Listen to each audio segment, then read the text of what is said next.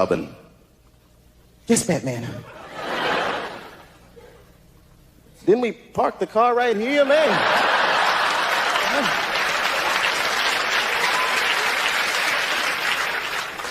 Having such a wonderful time. You know, folks, any of you guys ever do this? I got a little trouble when I was coming into Montreal. I walked to that little X-ray thing at the airport and said a joke about having a gun. Don't do that, yo.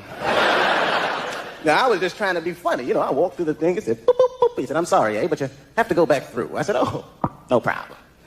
Must have been my pistol. Hey, I was joking. I mean, he was ready to kill me, man. Pulled his gun out and stick out all of that shit. But my buddy Dave had the camera rolling. Peace, everybody. I'm out of here. It feels good doing stand-up again. I took a year off from stand-up. Not that I don't like stand-up as much as I just don't like microphones. I'm sick of talking to them. I mean, I used to work at Burger King for 6 years. I didn't work the mic, I worked the grill.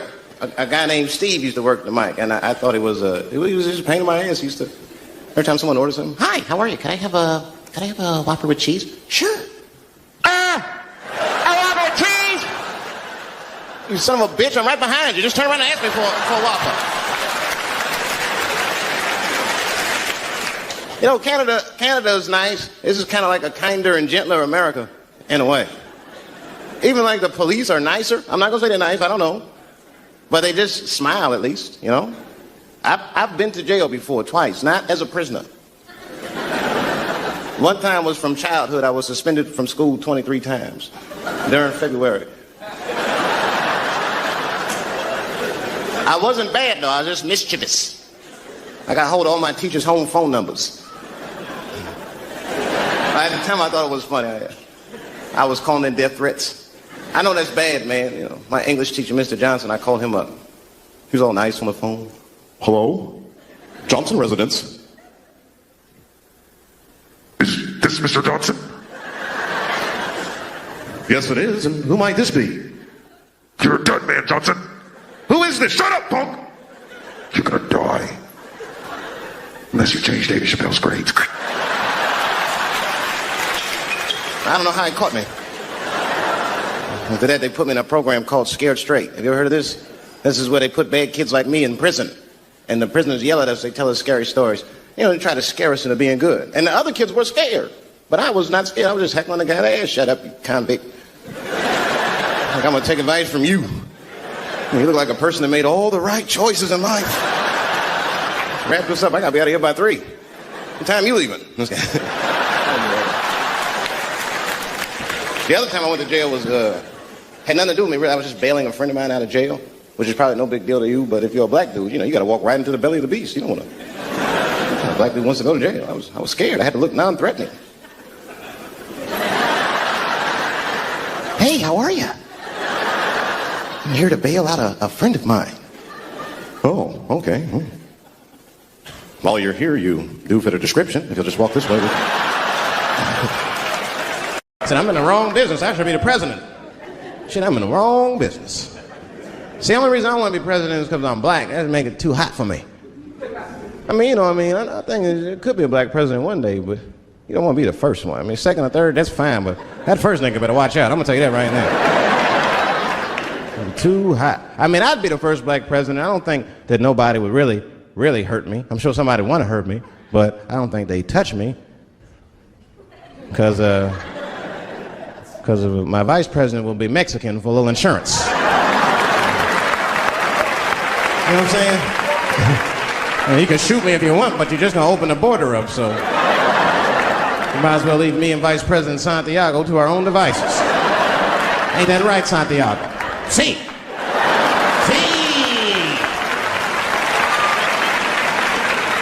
Elian can stay. Don't worry, I don't got no Elian jokes. All I'll say about Elian is thank God he's Cuban. Because if he was Haitian, you'd have never heard about his ass.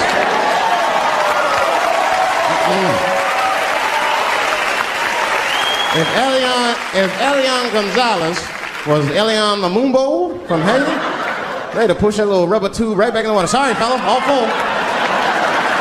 Good luck.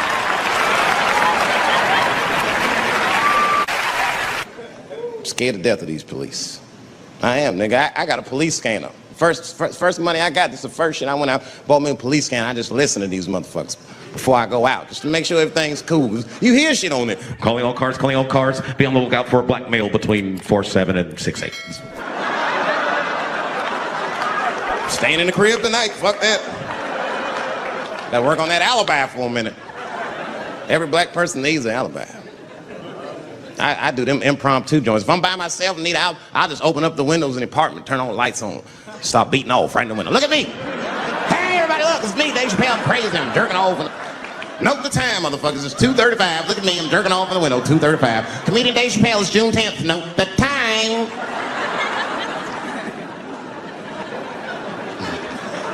That shit could save my life. Officer David Chappelle couldn't have done that. I saw him in his window masturbating from 2:35 to 2:37. I'm certain of it. He was standing on a clock and holding a calendar and today's paper. Fuck, I need an alibi. I can't be no celebrity. This shit is just the worst. I'm seeing it. I see why stars are crazy now. These motherfuckers. I went to Disney World with my kids, which is a big deal for me. I don't get to see my kids so much.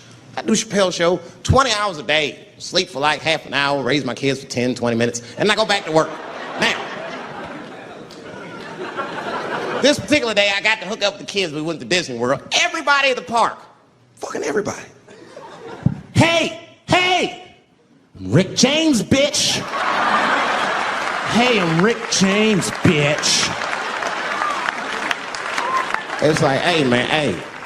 You mind not calling me a bitch in front of my kids? Time out, motherfucker. We take a day off. Even Mickey Mouse did it. I said, this is the most unprofessional shit I have ever seen in my life. Rick James, bitch. Oh, I was fed up. I caught that motherfucker with an uppercut. Bop!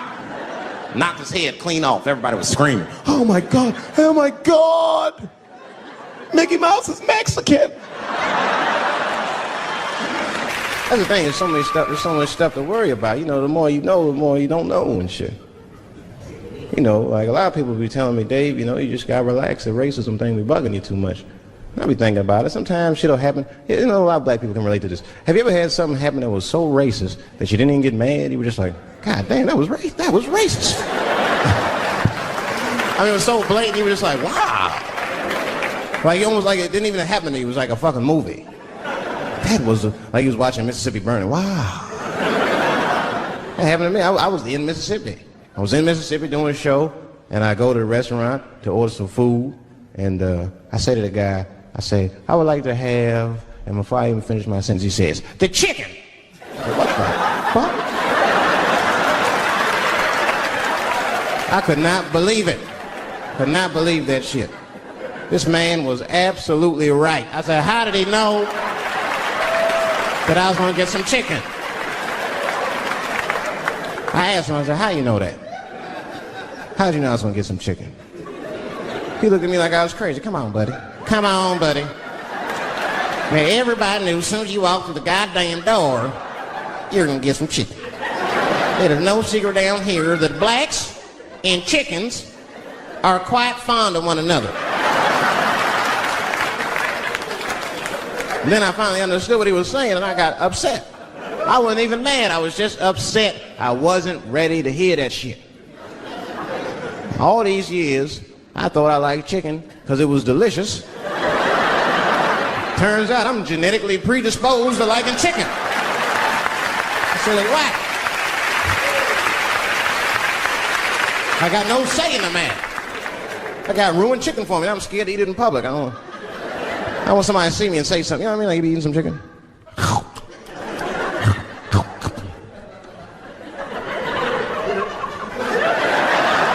Look at him. He loves it. Just like it said in the encyclopedia. Look how happy he looks.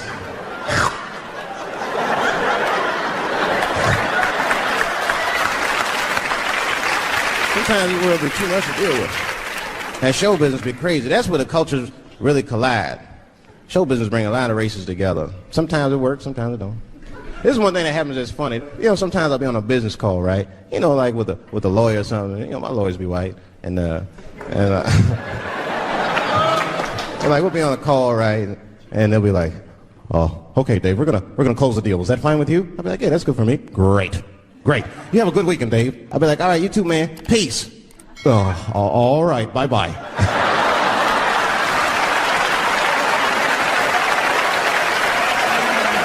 They don't know what to say, right?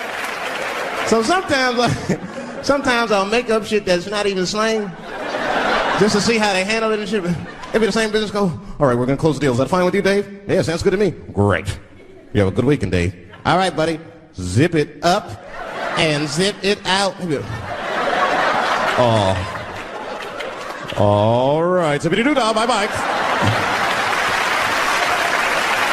I don't deal with jails. Don't deal with jails, and I don't deal with police. My house got robbed in New York. I didn't even call the police. I wanted to, but I couldn't. My crib is too nice. It's not that it's too nice, but it's too nice for me. You know how the police are in New York. As soon as I open the door, they'll be like, "Oh, he's still here. Open and shut case, Johnson." Apparently, this black guy broke in and hung up pictures of his family everywhere. Never seen anything like it. Don't deal with them, man. I had to bail a friend of mine out of jail one time. You know, that was horrible. I was scared. I had to walk right into the belly of the beast. I tried to look as non-threatening as possible. "Hi. I'm here to bail out my buddy." "Oh, okay. Well, while you're here, you do fit a description. If you'll walk this way, we can process you." I'd always get us. It's fitting those damn descriptions. Now, I could be bitter and blame all the police, but no. I'll tell you who I blame. It's those sketch artists. They keep drawing the same brother over and over again. Who is this generic man we all look like? I want to know what they say when it's us. You know what I mean? They'd be in that room like, "Did you get a look? Did you see the guy that tried to rob you?" "Yes. Yes, I did." "He's about 6 feet tall, I'd say." 6 feet tall? Yes. He had his hat on backwards, too. Good. That's good stuff. Hat was on backwards. Yes. He was black? Okay. Big lips, big nose, hanging out. Say no more, sir. I'll draw him from memory. You know, let me get my stencil. I think we can trace this guy and save some time. I'm having an artistic dilemma. I have 2 poems. One poem is older, and one poem I just wrote backstage. Which one would you like to hear? Wait! How many for the old one? How many for the new one?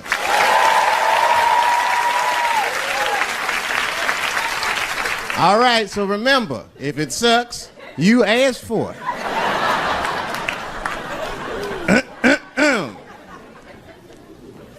One night at 3 a.m., I went to the corner store. I forgot why. Oh, that's right, I wanted a bite. I had the munchies because I was high. The store is owned by Mr. Fong, and every day he sees me, he does me wrong. He's Korean. Now, I'd never say I hate all Korean people. I haven't met all Korean people. That hate talks for savages. But even though I don't generalize, I do percentages and averages. So far, I hate 1 out of 5 Korean people I've met so far. So I come in the store. "Hello, Mr. Fong," I say, and he just scowls at me and growls at me. "Buy something. Hurry up." Now look, I'm not stealing in the least. But if you're shopping and you know someone's watching you shop, that shit'll make you look like a thief.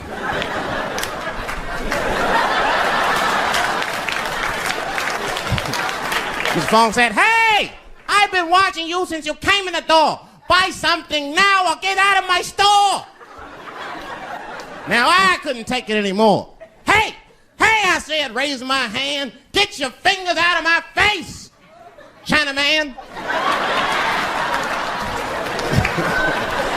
Mr. Fong said, hey, what make you think I'm Chinese? You must not know what you're saying. You made a mistake, Brackman. Mr. Fong is Korean. Now I was wrong. I said, Mr. Fong, I'm sorry to offend by mistaking your race. But you gotta admit, if it was a Chinese lookalike contest, your ass would place. You're a dead ringer for a Chinese. But don't be mad at me. I didn't mean to offend you in the least. You know, some people say all black people look alike. We call those people police. Thank you. It's one time racism saved my life, man. I was on a plane. I was coming from overseas, and I don't know how this guy got a machine gun on the plane, but he stood up, man. He said, "Everybody, get on the fucking ground. Nobody look at my face." I started freaking out. Because he was Chinese, I was like, why is he talking like that? He was screaming and crying. I was the only brother on the plane. Well, I thought I was the only brother. I looked over, there was one other black dude. He was from Nigeria. I looked over at him, he was looking right in my face, man. He didn't say two words to me, he just looked at me, he was like...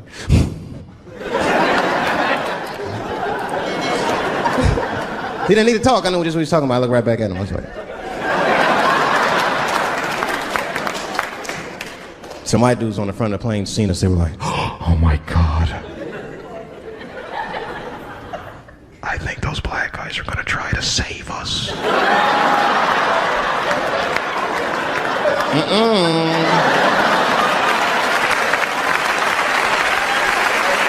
We were just communicating that we understood the situation. We were both seeing the same thing. What we understood was simple. Terrorists don't take black hostages. That's the truth. I have yet to see one of us on the news reading a hostage letter. They is treating us good. We all chilling and shit. I'd like to give a shout out to Ray Ray and Big Steve and Central Newport.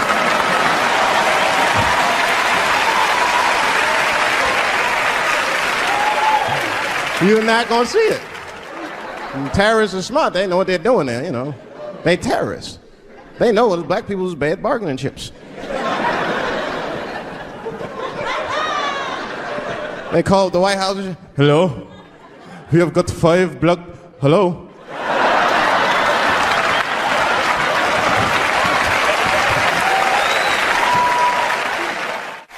There's too much shit out there to stress you out. This whole world is just drug-infested. Hate-infested, drug-infested world. Hate drugs. I heard the worst drug story. You know what my friend told me? You know what he's dealing with? His landlord is hooked on crack. That's terrible. That's pressure. If your landlord's hooked on crack, that means you've got to have the rent. You come around all the time. I got the rent. It's not even due yet. It's the 10th. Come on, I need it. Let me just get $20 of it now and then just give me the rest of the other month. Every couple hours. Hey, look, I'm going to need some more of the rent. This building's falling apart. Things came up. Comes home early from a party. Landlord's in the crib going through his shit. What are you doing in my house? Ah! Where's the sink? I came to fix it. It's in the kitchen. I thought it was in the drawer. I'll fix it tomorrow when I come for the rent. You know what I hate about drugs? I hate when like people my age and older get hooked on crack. I hate that shit. You're too old to be experimenting with the drugs at a certain point. You should be past that. You ain't doing it by a certain point. You just miss it. Drugs are really for old people anyway. You 75, you've earned the right. Shit, if I was 75, I'd do coke, heroin, everything. I wouldn't give a fuck. I'd be walking down the street, they'd be like, boy, that old man is tripping.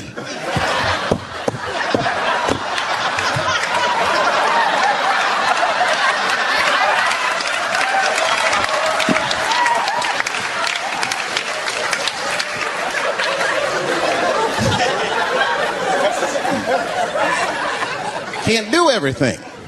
Maybe weed. If you're gonna do something, do a little weed. Smoke weed. Weed's not as bad as everything else. Weed is a background substance. You know what I mean? You can smoke some herb and still function. And you ain't crisp, but you'll function. Nothing higher than weed, though. I made that mistake one time. I was at a party, some guy gave me some shit. He's like, here, man, take this. It's fucking mushrooms. I took it, I forgot all about it, you know. Then a couple days later, I found that shit in my pocket. I'm thinking, why not? Because I'm thinking it's like weed, some background shit. I planned my whole day out like it was weed. I'll chew this shit up, then I'll go to the barber shop, get my hair cut, and then I'll see a movie. I chewed it up. So far, so good. Then I was in a barber shop like an hour later. And it's funny because I was just thinking to myself, I was like, ooh, this stuff sucks. Tastes like athlete's foot. I feel sick, but I'm not really high. Then I looked in the mirror. I saw the barber's reflection, man. It looked like a big penis was cutting my hair. I freaked out. I started talking to myself, Dave, calm down. You're on drugs. This is what drugs do. Okay, you know that there is no way that a penis can cut hair. But I started freaking out, man. I just couldn't take it anymore. I jumped out the chair, half my hair was cut, I didn't care. I didn't, I just gave a barber a handful of money. It was weird, the balls opened up. Anyway, I ran home, man. I ran home as fast as I could. I was tripping. I looked at the clock, it was 2:42. I was like, damn, 2:42. I gotta sober up. I had never been this high this early. I took a shower. I was still high. I said, maybe music will do the trick. I listened to every CD I had. I was still high. Exercise, that's what I'll do. I ran around the block 4 times, still high. Took a nap, woke up, fucked up. I looked at the clock, it was 2:43. I said, God damn. I've been accused of having sex with a girl I did not have sex with before, and let me tell you something, that shit is infuriating. You ever go through that, you know, it'll make you crazy. You be screaming at your best friends, I didn't touch that bitch, nigga, I'll kill you! Fuck you, nigga, I'll kill you! Please believe me! Please believe me!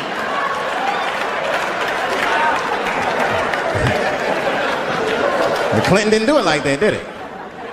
And Clinton came out of the press conference all relaxed, his shoulders all relaxed and all this trouble. It looked like he just got done fucking or something.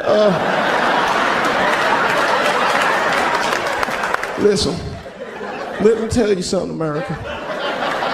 I don't think you heard me the first time. I did not have sexual relations with that woman, Miss Lewinsky.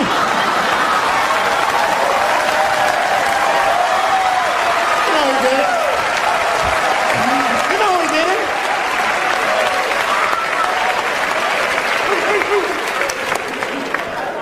Everybody knew what that finger smelled like. Nobody cared. Nobody cared. We all watched. We was disgusted, but we kept watching the news. I know I did. I was taping it.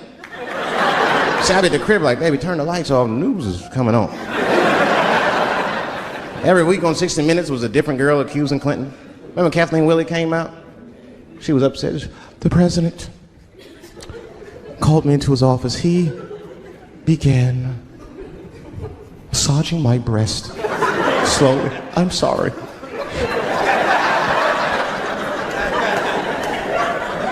And then he placed my hand on his genitals. Ed Bradley was shocked. Was he aroused? I was at home like, yeah, was he aroused?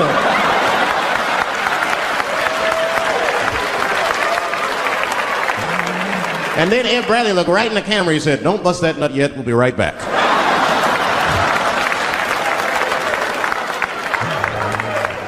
Oh, man, the news had never been so good.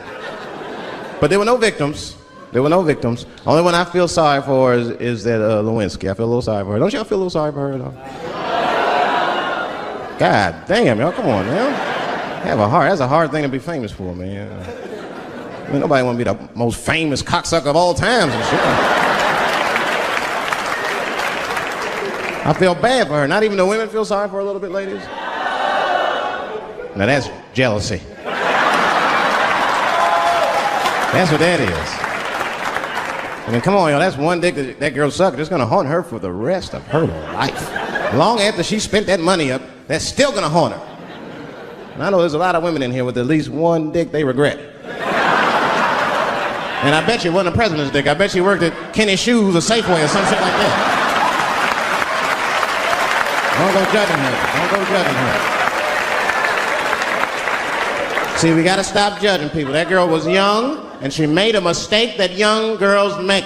She wanted to fuck a powerful man, period. That's as far as she thought it through. She wasn't thinking about how powerful the president was. She didn't have no wisdom. An older woman would have helped everybody. An older woman would have been in there, you know, you should lower taxes. You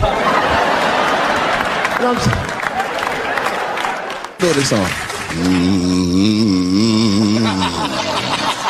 You know, this is my grandmother used to sing that when she cleaning up. That's a Negro spiritual. Black work song. Not everybody know about that. I know. See, white people, you guys might whistle when you work. You dig? But that's how you can tell what kind of work we're actually doing.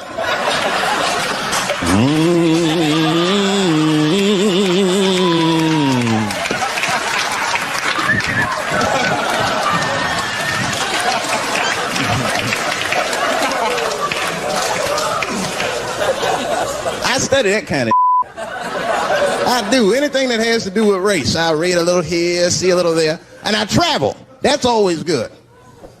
Traveling has made me a racism connoisseur, if you will. You know, it's different from region to region. Anyone ever been down south? So you guys know what I'm talking about. Now, the racism down there is just, it's perfect. It's due to a perfection. It's comfortable, it's out in the open. There are no secrets in Mississippi. Everybody knows the deal. Morning, nigger. Morning, sir.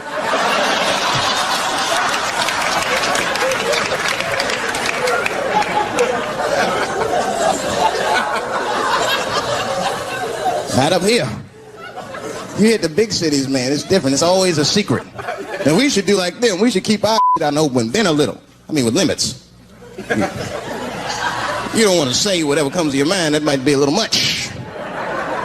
White dude be walking down the street minding his business, and the brother walk up to him. Hello, you white oppressor, you slave master rapist of Africa. Why, hello, my big lip spear chucking friend. Touche, honky. So, Whitey, what did you do today, huh? Oppress a new land and make the people there Christians against their will? What did you do, fellow? Burn those big black lips on a crack pipe as you missed your job interview? Easy, Whitey, you're cutting deep. Oh, this chit-chat has got me thirsty. You will excuse me for a moment. I'm going to go to the Korean store and get something to drink. Ching-a-ling. Hello. You slanted-eyed, ruining the economy in our neighborhood by opening stores and taking the money out the community. Chink. Wow. Good afternoon, you Browse around but never buy anything. Suspicious looking nigga. After a while, that might be too much. But you can't help it. If you're an American, you're a racist. We brought up from the beginning to think in generalizations. We never look at the individual. We rarely look at the individual. I'm a racist. I know I'm a racist. You know how I know? The other day I caught myself being racist against myself. There's so much going on, I got mixed up. Forgot whose team I was on.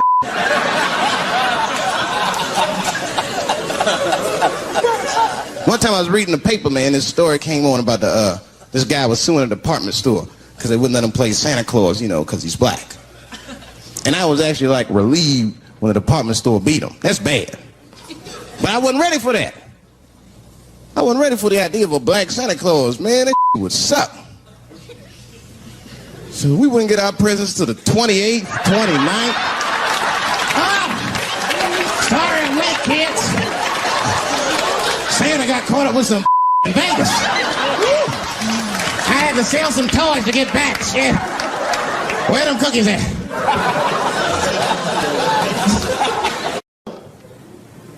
There's a trans woman sitting in the audience. This is a true story. This was like a few weeks ago. I did 6 shows that weekend. This trans woman came to 4 of them. Calls herself Daphne. Man, this chick Daphne was in there cracking the fuck up at everything I said about everybody. It was amazing. She was laughing, and it was fun to watch her laugh. You could tell she was letting go with something that was heavy, and she'd throw her head back, and she'd smile with all her teeth. She was having a great time. And the more fun she had, I felt bad, because I knew I had some trans jokes to unload. And I thought to myself, maybe I shouldn't say these jokes because I don't want to like fuck her evening up. She's having so much fun. But then I thought to myself, well, if I can't say it in front of her, should I say this shit at all? So I let her rip. To my surprise, Daphne laughed harder at the trans jokes than anybody in the room. In fact, everybody in the room would look at her to make sure it was okay. And I got off stage, I was in the dressing room, I was like, man, this is a fucking weird show. I'm sitting in the dressing room by myself just trying to figure out, like, what the fuck just happened out there? Like, why is it that this one woman can't take any of these jokes and Daphne can take all of these jokes? So weird. And then I realized, Daphne used to be a man.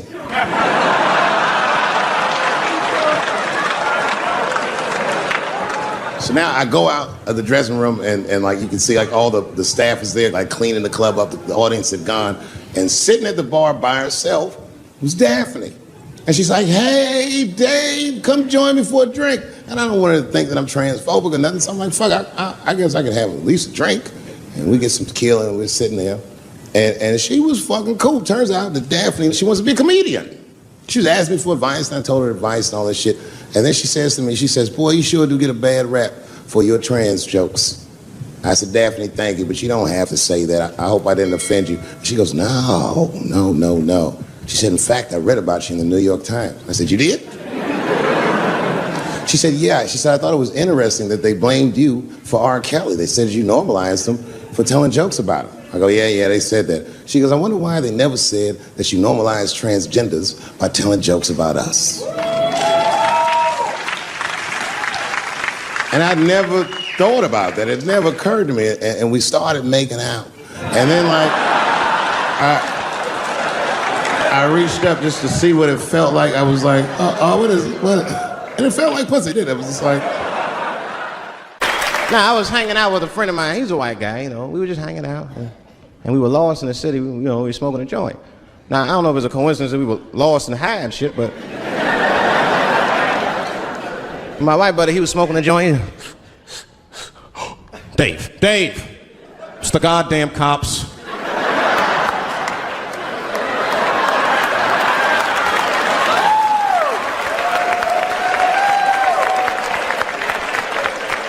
I'm gonna ask him for directions. I said, Chip, no! Chip, don't do it! It was too late. He was walking over there, this man was high as shit. Excuse me, sir. Touching him and shit. Excuse me. Need some information. Start confessing things you shouldn't confess. I'm a little high. All I want to know, which way is 3rd Street? The cop was like, hey, take it easy. You're on 3rd Street. You better be careful. Go ahead, move it. Move it. And that's all that happened. That's the end of the story. Now, I know that's not amazing to some of you, but you ask one of these black fellas, that shit is fucking incredible, isn't it? I'm saying a black man would never dream of talking to the police high. That's a waste of weed.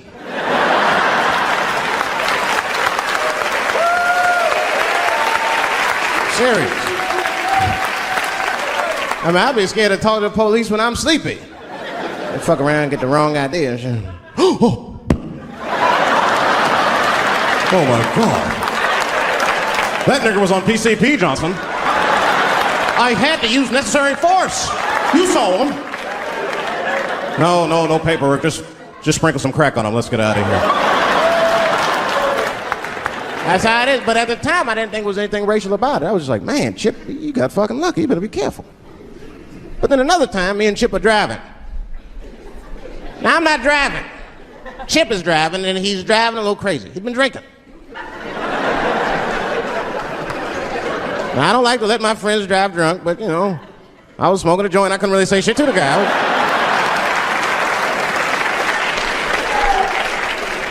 And we get at a red light. We stop at a red light, and a car pulls up next to us, and I'll never forget it. Chippy looks at me, he's all drunk, and she's like, Dave, I'm gonna race him.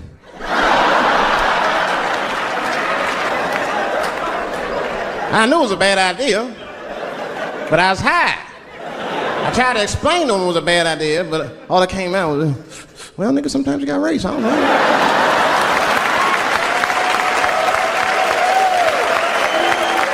Man, that light turned green and Chip took off, zigzagging and shit so no one could pass. Another car didn't even know he was racing. Then the police seen us and pulled us over. Now you understand, I'm scared as shit. I mean, come on, the car smells like weed. I've been speeding, this man is fucking drunk. I was scared. Chip was not scared at all. It was weird, he didn't even turn his radio down. Isn't that weird a little bit? I mean, if you get pulled over, wouldn't you turn your radio down? Nobody want to get their ass beat to a soundtrack and shit. You know what I'm saying? Chip had the music blasting. We're not gonna take it.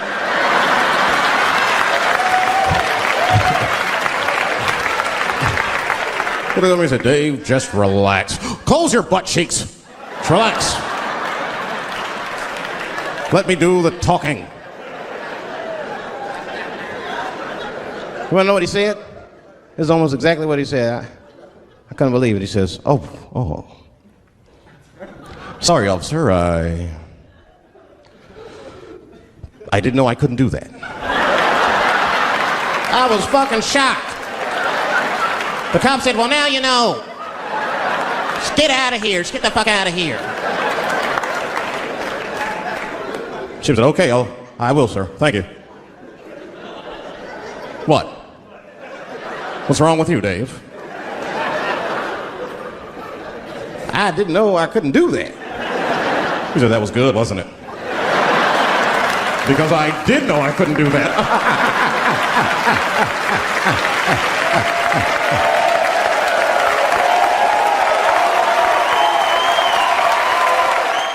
Really, you know who I'm gonna vote for next time if things keep going the way it's going is that gay dude. No, Mike Pence. Now, this is the same club, the Punchline. This is 15 years ago, and I had just gotten back from my infamous South Africa trip. And I came to the Punchline just to cheer myself up. It's a safe place where I could tell some jokes. And I find out that this comedian I know, Chris Tucker, who's in all those Rush Hour movies, I find out that Chris is in San Francisco too at some charity event.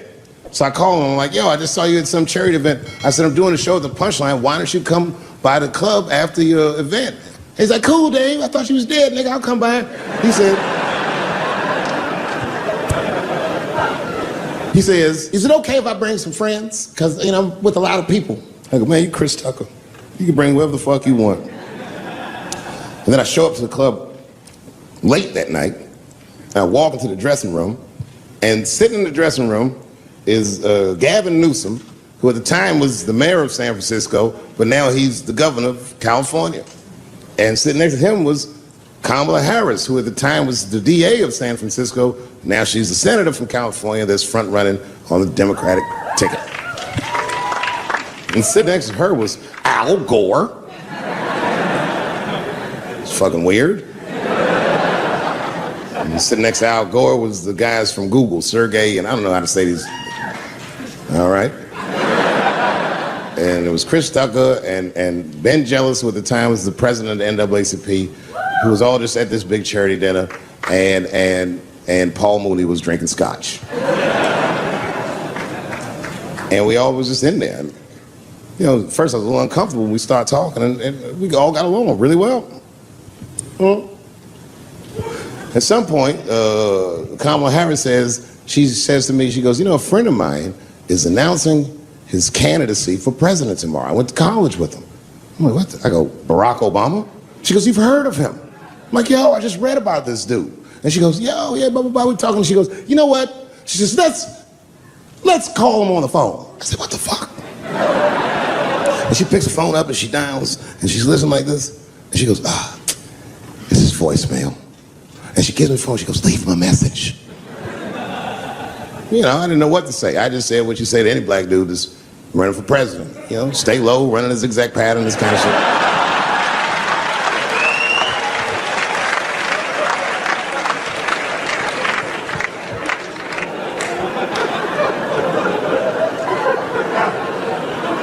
And then the last thing I say is, you know what? I said, sir, I really do believe you can do this. Like, man, I'm wishing you luck.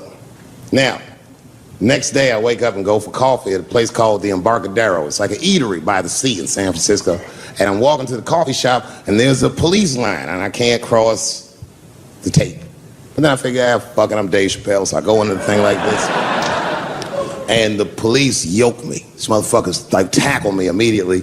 And I see over the police's shoulder Gavin Newsom. I couldn't remember his name, but I remember the night before, I had kept teasing him and saying he looked like Christian Bale, the guy from the Batman movies.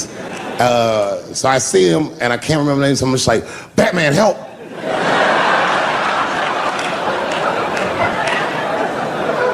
And he stops, he's like, Dave? And then the police see that the mayor knows me, so they're all like, oh, sorry about that. And he's like, hey, back up, everybody. And he just picks me up, he's like, I'm really sorry about that. I'm like, I'm fine, don't worry about it. And he's like, listen, I'm here with Prince, would you like to meet him? I'm like, I know Prince, that's my nigga. And we go around the corner and it was Prince Charles, the Prince of England. I didn't know the protocol of meeting royalty. You're not supposed to touch him. I dapped him up like a nigga. My nigga. Hugging him and shit like this, dapping him up, like this. And that nigga was cool too. I was like, that's really fucking weird. And then I was just out there in the upside down, not having no TV show, trying to figure life out. And the election was going on in the background. And this guy, Barack Obama, was picking up steam. This motherfucker was killing it. And I had a chance to go to the last debate on the Democratic ticket. And I went. It's me and Chris Tucker sitting in Myrtle Beach, South Carolina. It's the last three candidates. It was Barack Obama, John Edwards, and Hillary Clinton. Now, Obama's a lot taller than Edwards and Clinton. And he had the center podium.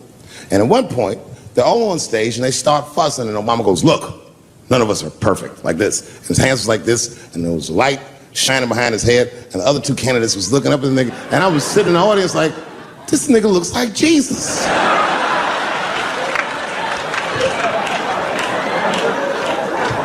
And I realized in that moment that I was looking at the next president of the United States. I was certain of it. I couldn't explain it, but I knew what I was seeing. And I got really excited. And I'm not that kind of guy. I said, I gotta meet this motherfucker. So I stayed. They were all on stage doing interviews, and I just waited. I was waiting and waiting. And then John Edwards was done with his interviews first, because everybody knew he wasn't gonna win. And I see John Edwards, and I said, hey, Senator Edwards, I just wanted to say hi. And that motherfucker looked at me like, I'm like, fuck you, nigga, you gonna lose anyway. And then he left, and then Hillary Clinton just walked by me in one of them Steve Harvey suits.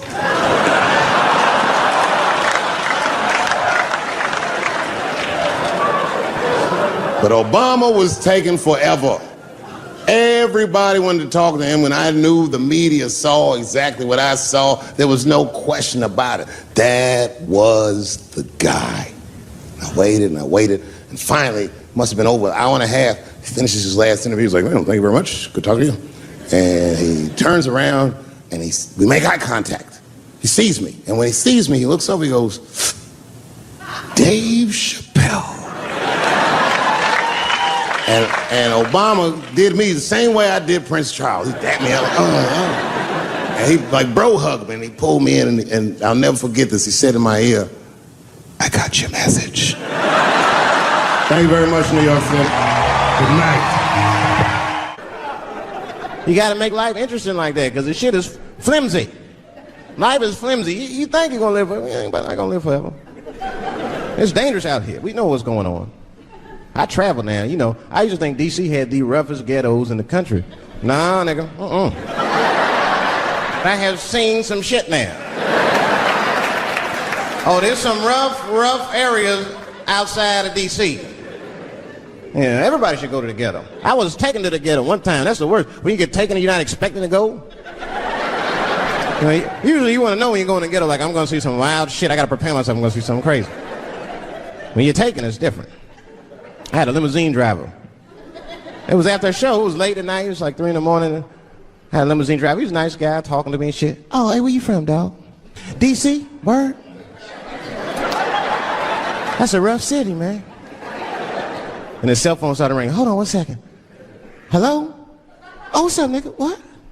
What the fuck? Slow down. What? What the fuck? No! No! No! Fuck that, nigga. Fuck it. I'm on my way.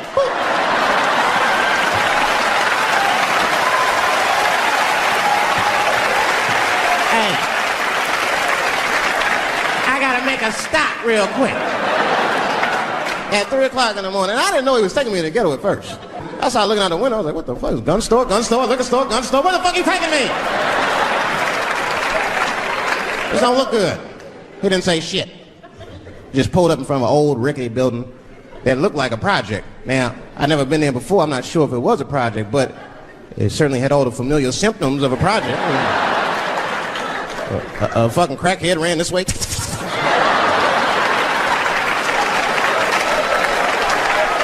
And then another one jumped out of a tree and shit. And I said, I'll be right back. And left me. Took the keys with him, just left me. At 3 o'clock in the morning, in front of a project, in a fucking limousine. This was not good. I was like, man, I gotta look around and see if I can see some landmarks and figure out where I'm at. Might have to escape on foot. Now, this is when I knew I was in a bad neighborhood. You only see this in the worst neighborhoods. Remember, it's 3 o'clock in the morning. It's 3 o'clock in the morning. I look out the window. It was a fucking baby standing on a corner. Look at this. And the baby didn't even look scared. He was just standing there.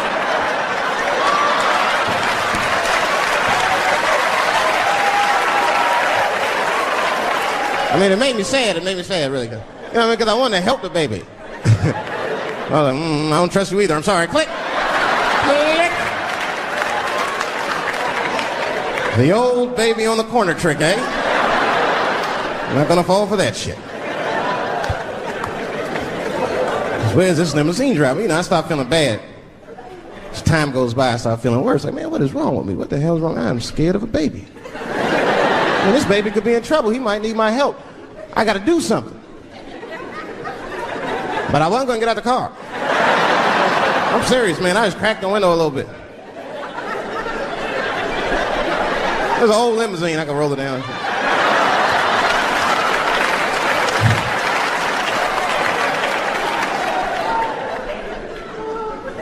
Hey, baby. Baby, go home, man. It's 3 o'clock in the morning. What the fuck are you doing up? The baby said, I'm selling weed, nigga. I said, oh, shit.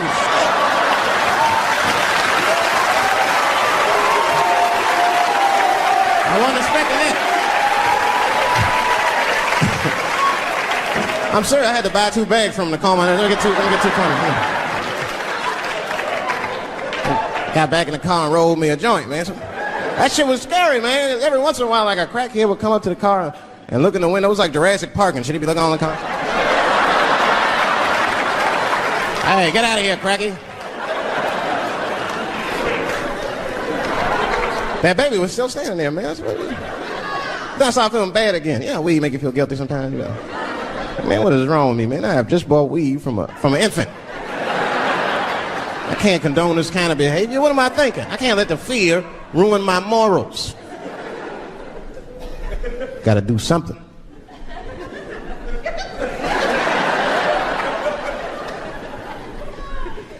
Hey, baby. Stop selling weed, all right? You got your whole life ahead of you. He said, fuck you, nigga, I got kids to feed. I said, God damn.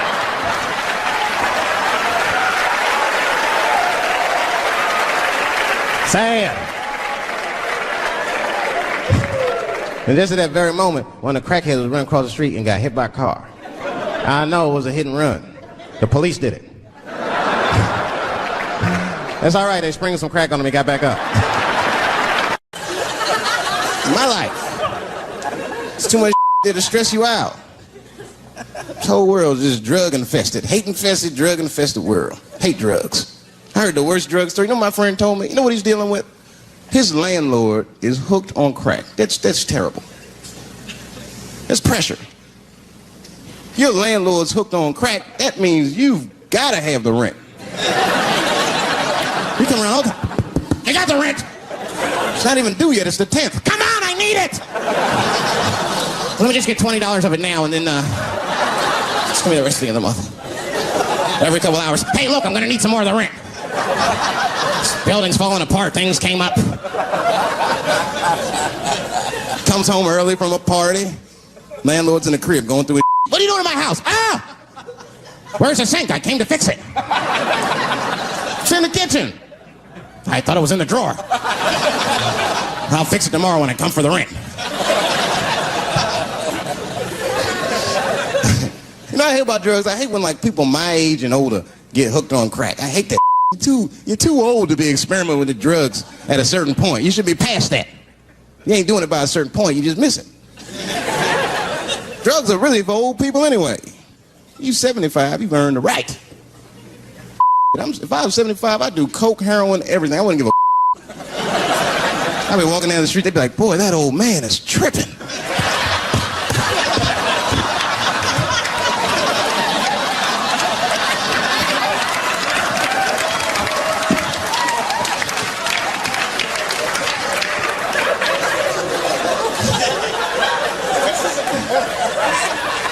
Can't do everything.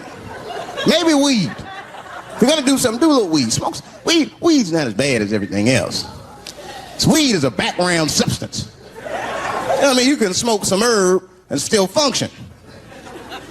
And you ain't crisp, but you'll function. Nothing higher than weed, though. I made that mistake one time. I was at a party, some guy gave me some He's like, here, man, take this. Mushrooms. I took it, I forgot all about it, you know. Then a couple days later, I found that in my pocket. I'm thinking, why not?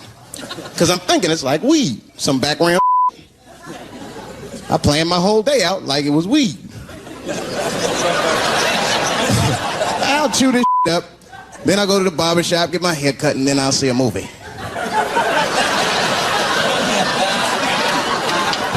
I chewed it up. So far, so good. Then I was in a barber shop like an hour later. And it's funny because I was just thinking to myself, I was like, ooh, this stuff sucks. Tastes like athlete's foot. I feel sick, but I'm not really high. Then I looked in the mirror. I saw the barber's reflection, man.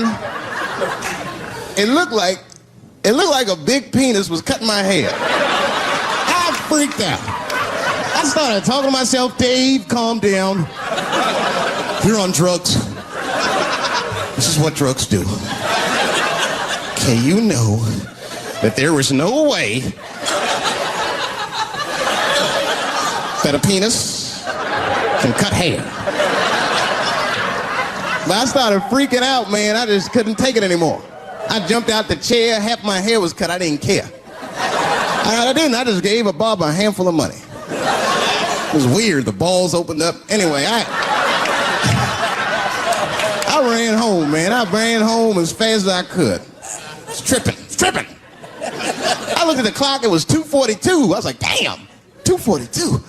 I gotta sober up. I had never been this high this early.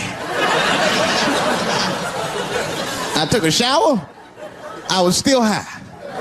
I said maybe music will do the trick. I listened to every CD I had, I was still high. Exercise, that's what I'll do. I ran around the block 4 times, still high. Took a nap, woke up. I looked at the clock, it was 2:43. I said, God damn. Who know this song? You know, this is my grandmother used to sing that when she cleaning up. That's a Negro spiritual. Black work song. Not everybody know about that. I know. See, white people, you guys might whistle when you work. You dig? But that's how you can tell what kind of work we're actually doing.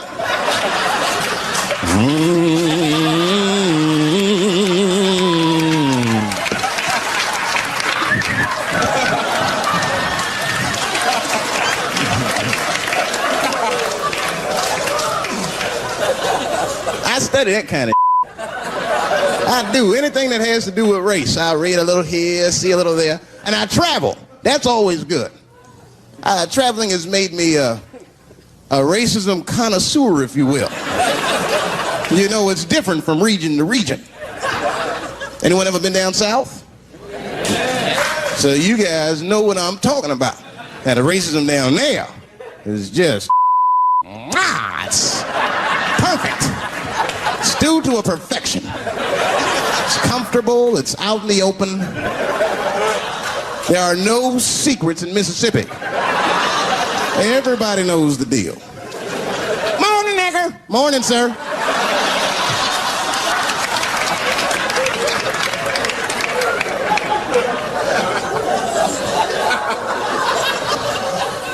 Not up here.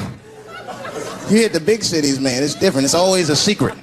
And we should do like them. We should keep our shit out open, then a little. I mean, with limits. You don't want to say whatever comes to your mind. That might be a little much. White dude be walking down the street minding his business. And the brother walk up to him. Hello, you white oppressor, you slave master rapist of Africa. Why, hello, my big lip spear chucking friend. Touche, honky. So, Whitey, what did you do today, huh? Oppress a new land to make the people there Christians against their will? What did you do, fella? Burn those big black lips on a crack pipe as you miss your job interview? Easy, Whitey, you're cutting deep. All this chit-chat has got me thirsty. If you will excuse me for a moment, I'm going to go to the Korean store and get something to drink.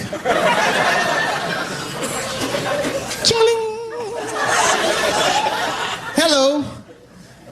You slanted-eyed, ruining the economy in our neighborhood by opening stores and taking the money out the community. Chink. Wow.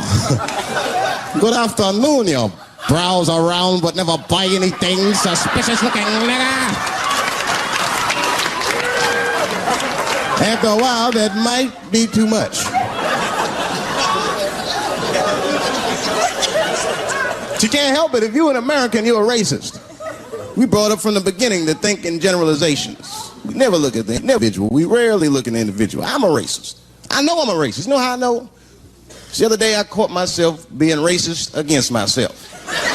There's so much knowing I got mixed up. Forgot whose team I was on.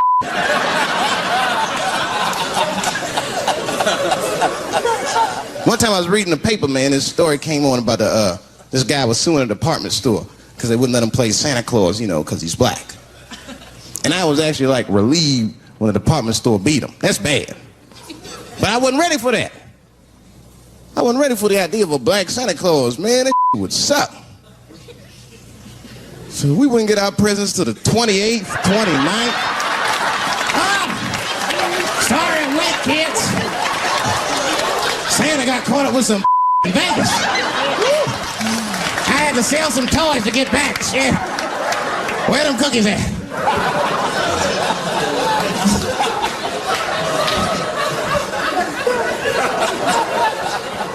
Y'all a great crowd, man. You are. I'm glad y'all came out, man. I'm nervous. I am. Not about the special. I hope this don't make me famous. You dig? I don't want to be famous. I want people to like me for who I am. Like famous dude don't never know why people like them. That's why, like, if I ever make it, I'm gonna have to like test people. Like if I meet girls, I wear disguises when they first meet me, so they don't know who I am. And then like on the first date, I'll call myself, I'll pick you up right from work, and then I'll pick her up in a garbage truck just to see how she reacts. And she's like, wait a minute. Oh, do I look like garbage to you? I don't see no goddamn trash need to be picked up here. Get that goddamn truck off my block. Who do you think you are? That's when I take my mask off. Oh, David Chappelle. That's right, bitch. Thank you. Thank you very much. Is anybody in here gay? Get her! That's good. I'm totally joking. This is New York. Are you gay for real?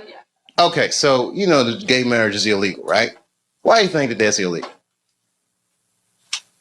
People suck. I don't know. I don't have a good answer for that. Do you even care about marriage? Yeah, I want to get married. Eventually. It's really To a girl or a guy? girl. Just checking.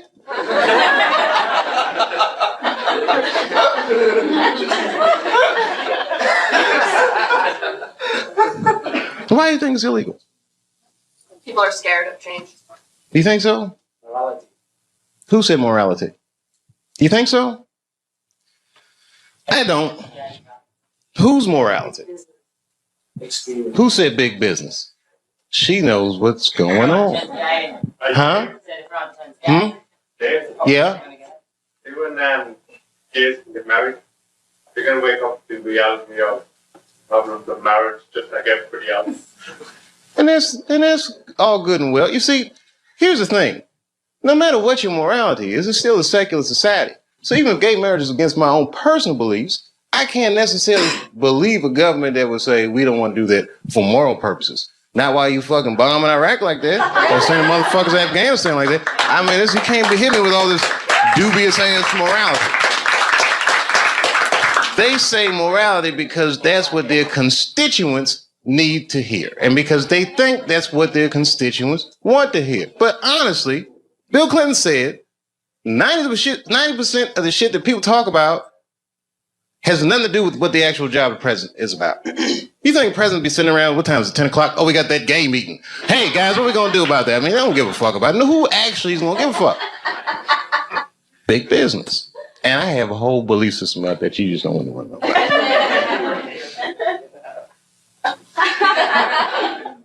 I'll tell you part of it. All right, it's a tiered, listen, marriage laws are fucked up in America. I don't think that the government should have that much say in actually how people devise a marriage, because a marriage, right, devoid of any kind of religious belief or emotion like love is a business contract, period and simple. And tons of people in Washington or legislative bodies, even guys like Elliot Spitzer that have wives or fuck prostitutes, live in loveless marriages. And they have these shits arranged because they're in such a high social stratosphere that they have to keep up a certain appearance. So why are they imprisoned by their own marriage? It's this form of economic slavery. And if you look at the way this shit happens, corporations were made legal in the United States by the 14th Amendment, right? Or 15th Amendment, which freed the slaves. And then under those rights, people said, we want the same rights as those motherfuckers as collective individuals, right? And if you're a collective individual and two collective individuals want to do business with one another, one's masculine, one is feminine, so they define a marriage institution between man and a woman. But what if corporations is gay? I'm just saying. What if Aunt Jemima doesn't want to be with Uncle Ben? What if Aunt Jemima wants to do business with Sarah Lee? Well, wait a minute. What if of Uncle Ben was to do business with Mr. Clean. That's all I'm saying. Guys, wait a minute. That's a little gay.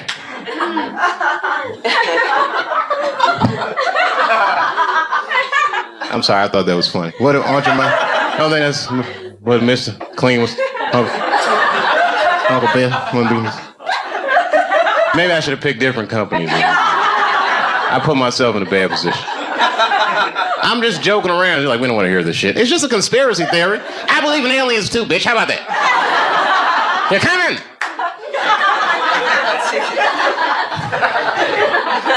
Gay aliens, they're here.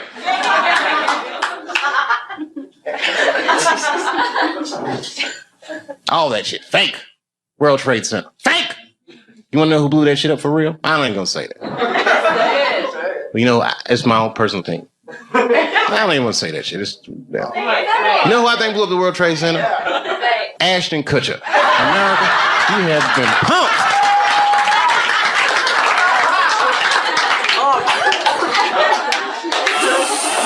Fake.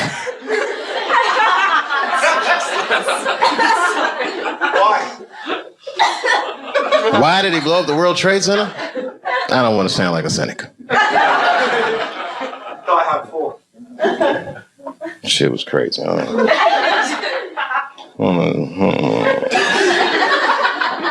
don't know the truth, but I know who does. Strippers. They know everything. Does anyone have a cigarette? Yeah.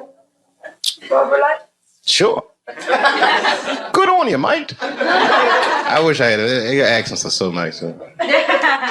And I do listen to BBC News. You all listen to the BBC. You all listen to the BBC. That's what they say all the time.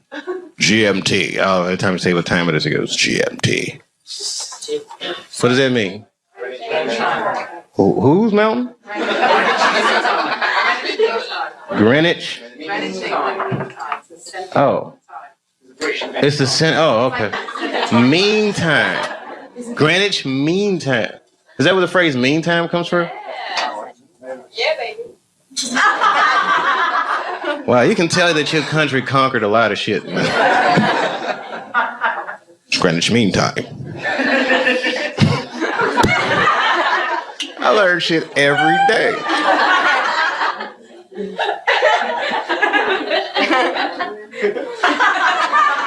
It's Greenwich Mean Time. Have you ever heard that before? Yeah, bro, you ever heard that before? Yeah, I've heard it. Oh, you're from Ireland, though. Bang on down the middle of London, pretty much. Greenwich Mean Time? What's so mean about it? It's a time. Oh, okay. Like it's 0 degrees. Okay. You ever seen a guy's mind stretch? I might buy for it. Like in the 24 hours, like 0, like 0. Oh, I don't do that 24-hour clock shit. I hate that shit. It's 1500 o'clock. 1500. Here, right? Like the easy, make life easy. Got blocks. No, I don't like that shit. That's when it's good to have them strippers around. Strippers are like the Google of the streets.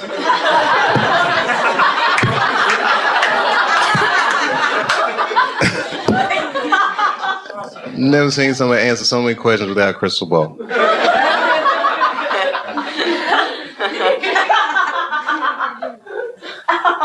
It's true. It's amazing. Skill sets.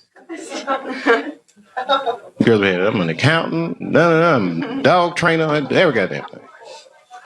It's amazing.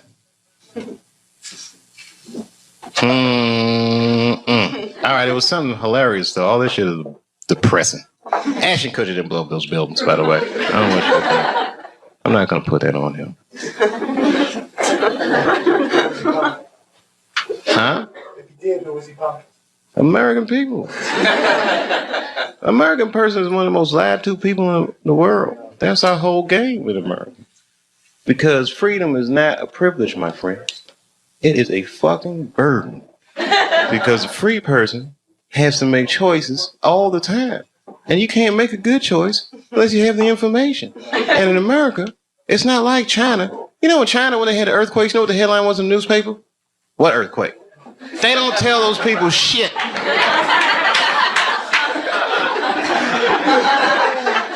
In America, they'll tell you every goddamn thing. And then they don't prioritize the information. You gotta figure all that shit out for yourself.